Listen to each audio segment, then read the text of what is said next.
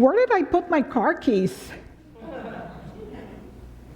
What's my daughter's phone number? Why did I come into this room? What was I looking for?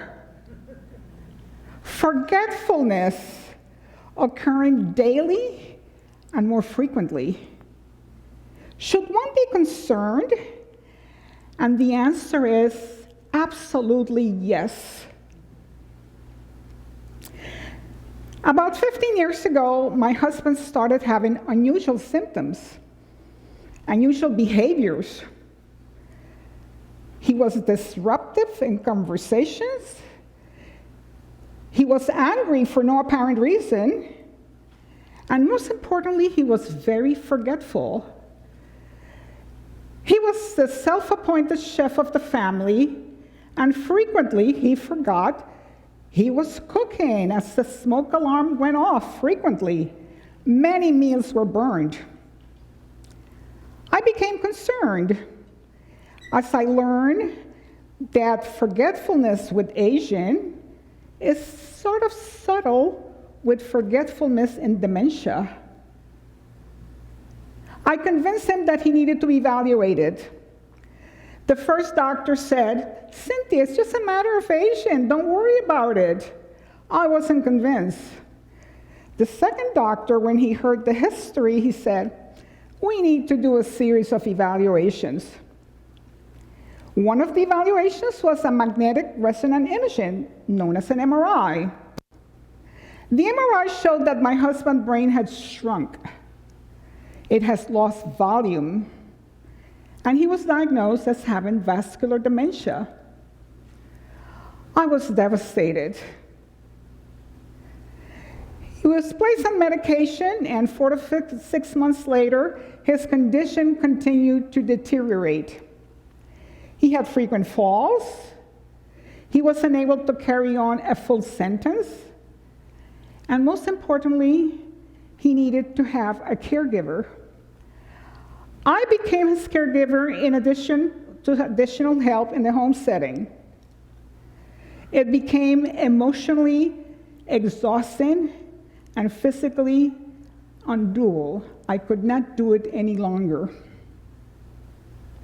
At that point, one of my daughters asked, "Mom, are we going to get like Dad eventually? Are we going to develop dementia?"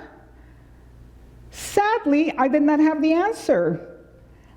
And that's when my research for brain matter started, a decade ago. So let me share with you what the research shows. Dementia. What is really dementia? Dementia is unfolded proteins in our brain that we lose cognition in memory, thinking, and reasoning. There are in this country 6.2 million people with Alzheimer's dementia, which was the second diagnosis that my husband developed superimposed on the vascular dementia. Globally, there are 50 million people with dementia currently, and it is predicted that by 2050, there will be 152 million people with dementia of the many different types, because currently 5 official types are recognized at different age groups. So it's not a matter of aging. There is no cure for dementia. There is only prevention. And this is what I want you to be aware of today. The Lancet International Commission for Alzheimer's Prevention and Care has pointed out that there are risk factors that we must be aware of if we want to prevent, modify, mitigate, or even reverse early signs of dementia. And that is what I would like to share with you today. There are modifiable and non-modifiable risk factors. The non-modifiable risk factors are age, family history, and genetics. The modifiable risk factors that is totally in our control are several which are very important in my message today. Minimize diabetes type 2, treat hypertension, treat heart disease, and remember that you must stop smoking. If you pay attention to these 4 things initially, the Commission tells us that 40% of the cases of dementia can be avoided and prevented. Additionally, there is prevent head trauma, avoid air pollution, environmental factors. But how are we going to accomplish this? We will be accomplishing these risk factors in addition to taking control in these matters that I'm going to mention. Nutrition. There is not one diet fits all.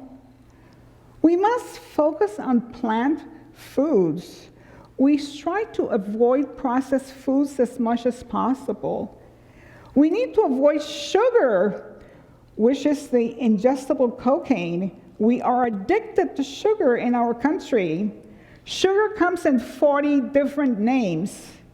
Read your labels, and if you can't understand what your label means, then you shouldn't eat it. It should be very, very plain and simple. The nutrition is not complex, but we tend to make it complex. Plant food, the greens, and the fruits, good proteins. Let's talk about another risk factor that is totally in our control, is sleep. We undermine sleep too much, but sleep is so very, very important. We can no longer do the all-nighters. We cannot do the 3 hours of sleep only. We need to do at least 6 to 7 hours of sleep daily. The brain has a system, it's called the lymphatic system, which basically washes out our toxins that we accumulate in the daytime with environmental toxins and air pollution. Stress management. Stress is part of our lives. We can't avoid stress, but we must be aware of it, and when it's happening, we need to take time out. We need to think of our thought processes and basically bring it down 1,000. Take time for yourself. Take time to go for a walk. And talking about walking, how much do you exercise? It is recommended that we should exercise no less than 30 minutes a day. Walking, you don't need to go to a gym, just walk for 30 minutes a day. I myself am unable to walk 30 minutes a day because with an autoimmune condition, I have to find other methods of exercising. I do the sitting elliptical. I try to do at least 2,000 to 3,000 steps a day. Body movement. What do you like to do to move your body? Start taking a dancing class. Do the salsa. Enjoy yourself while you're doing it. It should not be that difficult. So we talk about 3 factors that are vital, but in addition to that, we must think about engaging in community. Talk to your friends, talk to your colleagues, talk to your children, talk to your family. They're part of your life. Engage in talking, and community will come to you. Stay mentally alert. Engage in something new. Be curious. Not because one is aging, one should forget that we can learn something new. I myself, as I told you previously, I started researching brain matters a decade ago. Today, I'm 81 years old. I invite you to engage in something new. Even become a TED Talker, as I am. Thank you.